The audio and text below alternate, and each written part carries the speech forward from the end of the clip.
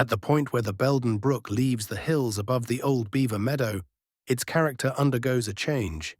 Its youthful turbulence subsides when it reaches the valley.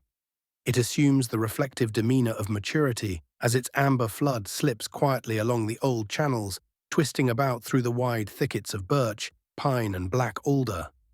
After miles of apparently purposeless wandering, it joins a larger tributary and eventually reaches the sea.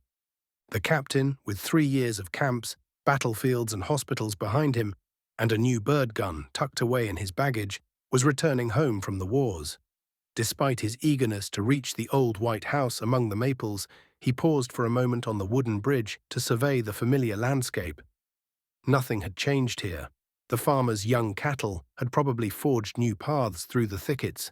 The stands of young poplar, golden in the October sunlight, were undoubtedly a bit taller than when he saw them last, but all else appeared as he remembered it.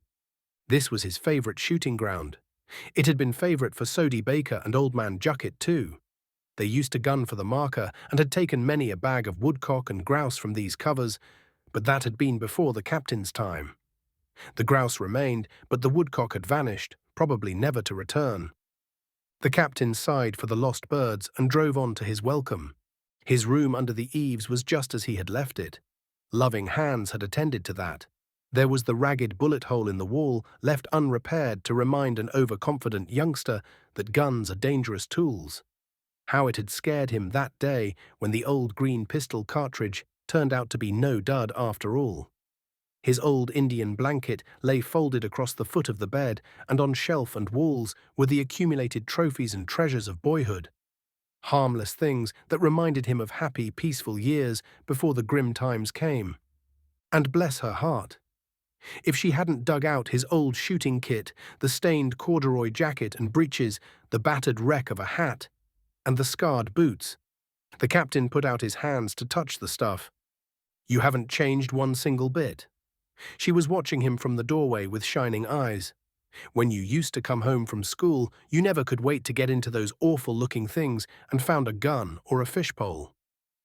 The captain's eyes twinkled as he corrected her gently. It's a fishing rod, not a pole, Mother. I've told you that times enough. Well, I'm sure I can't see why.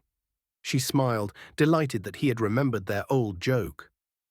Republished with permission from Red Letter Days with Woodcock, by Colonel Harold P. Sheldon, 2021.